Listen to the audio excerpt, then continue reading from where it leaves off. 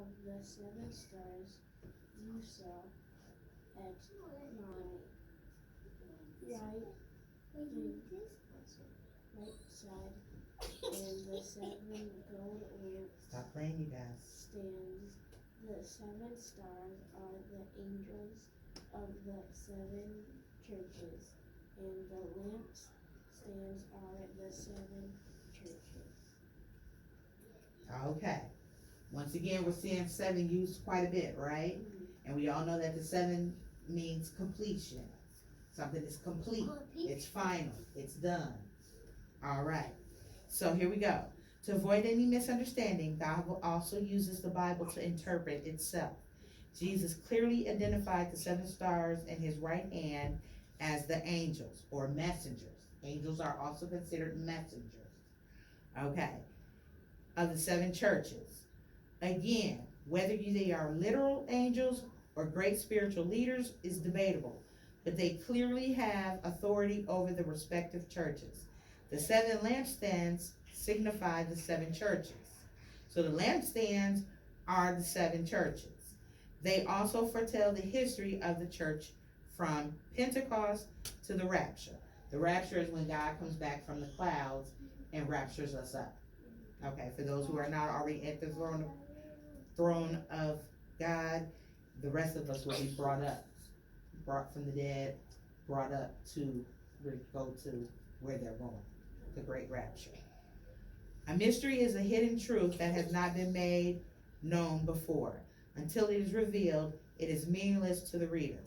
Once it is revealed, it ceases to be a mystery and becomes a revelation.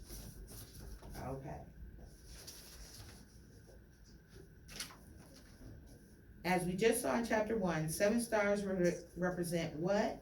Seven what?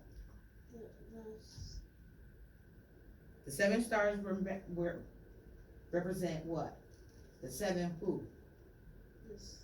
The seven stars represent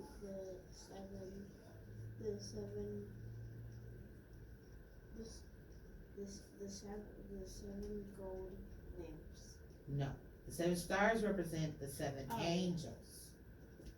The stars represent the seven angels or messengers. Okay? The lampstands represent what? The golden lampstands. The golden lampstands stand for who? The seven churches. Okay? So the lampstands represent the seven churches. Since we are following the golden rule of interpretation, we will say these letters was directed to the angels over the churches in Ephesus, the same angel who presides over the Ephesus period of the church age. Jesus told John to write these letters, and it is Jesus who holds the seven angels in his right hand and walks in the midst of the seven churches.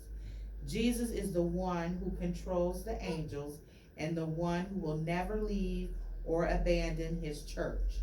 He is obviously a person of great power and love, has a message for the church in Ephesus and the Ephesus period of the church age. Okay? Now, I'm going to give you a heads up.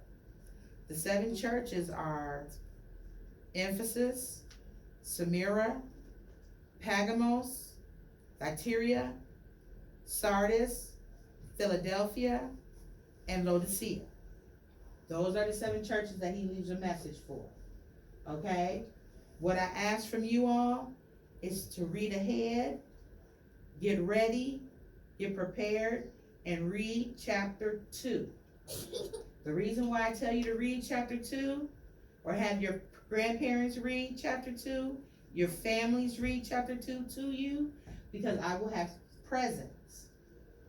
Because I'm going to ask questions. Without your book open, I want you to read chapter 2 ahead of time, because I'm going to have a question.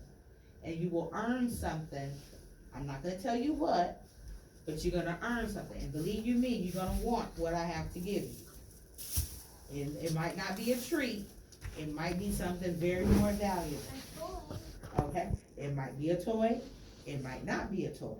It's going to be something very valuable. So it behooves you to read chapter 2 before class next week. Okay? Spread the word. Let all your friends know. Read chapter 2 in Revelations, because I will ask one question. I'm not going to tell you what the question is. I'm going to just tell you the question will have 3 possible answers. If you get 2 out of the 3, you will receive a surprise. So read chapter 2. Read. And try to remember what you read. Because the question of the day will be very, very, very good. Right, Julian? Class over.